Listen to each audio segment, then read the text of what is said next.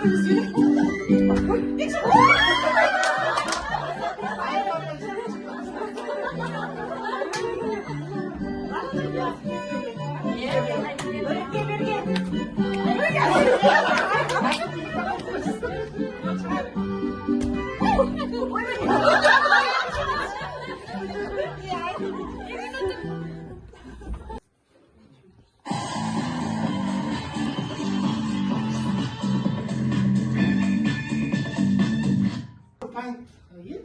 белгілі ғой, біз тек қана слайдқа жасаймыз, бірақ басқа да түрлі қырлары бар, оны түрлі ойындар құрастырып, сабақта оқушының қызығушылығын арттыру үшін ойындар құрастыруға болады. Мен өз тәжірибемді қазір тәжірибе ретінде таратамын. Бұл жерде өкінішті деген нәрсе бар, бұған біраз уақыт кететін болғандықтан, мен қалай жасау жолын сіздерге көрсете аламын дегенмен, жасау жолын міндетті түрде видеоға түсіріп сіздерге көрсетемін, сабақта қалай қолдану керек. Бірақ бұл жұмысымды қалай өзгертіп, ары қарай сабаққа түрлендіріп қолдануын міндетті түрде қазір шара барысында тоқталып өтетін боламын. Енді қазір бұл шарфы кімге бар білінеді? Сол ортаға ойынға келе қалады. Келе қалады. Құдамыздың қатыға әлі орысқа орай шақпақтық қойыңыздар.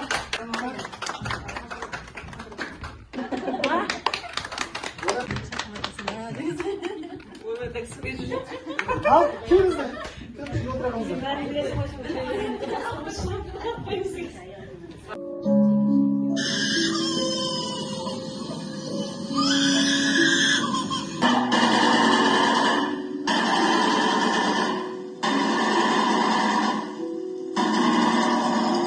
Әлемде талай қызық бар. Ендеше бүгін аптаның сейсенбі күні сіздермен тағы да қауышатын Қызық екен бағдарламасына, құрметті көрермендер, Қызық екен бағдарламасына қош келдіңіздер.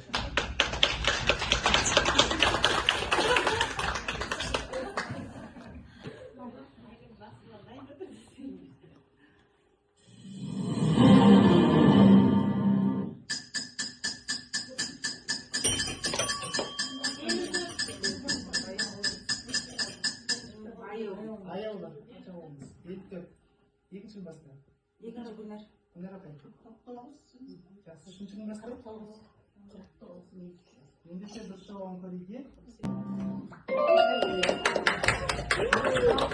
Айтып таңды естігін алып. Намысын көріңізге, елай өтінен қымет етіңіз.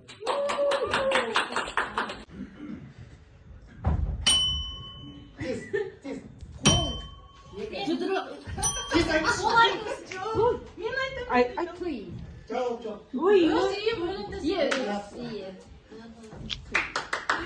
Енді бүгінгі сайыстарға қатысқан қатысушыларға ерекше алғысын білдіріп, осылай белсенді болайық.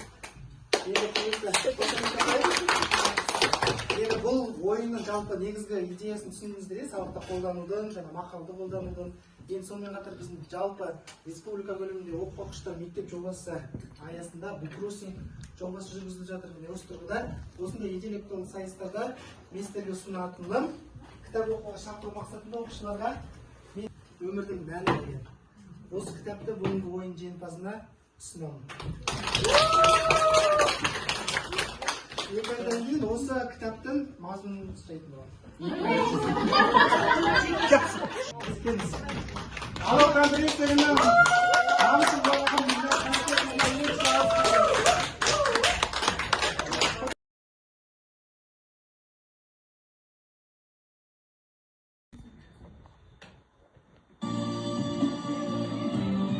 оқушы деген қабілді шиде осы соң сыйласады.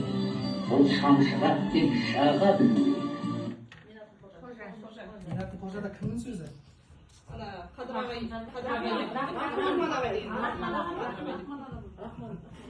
Бүгінгі жаңағы шараның түйіні болсын деп жалғастыратын болсақ, мынау оқушының ішіндегі қажеттілігі, қажеттіліктер.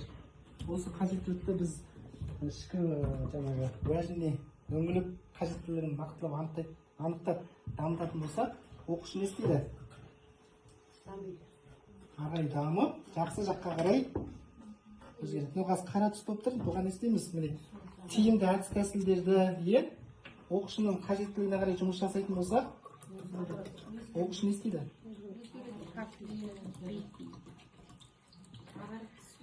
Жақсы нәрселер, жақсы ойларды ел ойына салып келген. Оқушы не істеді? Қазір. Жақсы, жаққа қарай өзгеріп кетіп тұр. Сонымен айтайын деген дүние, құрметті әріптестер, бір қабілет бар. Ол сабаққа нашарлау болғанымен, ол спортқа жақсы ол. Мүмкін ол әнге, мүмкін ол жаңа сияқты ойын арқылы меңгергісі келіп тұр. Қажеттілігі сол болып тұр, немесе сурет салу арқылы жаңа меңгергісі келіп тұр.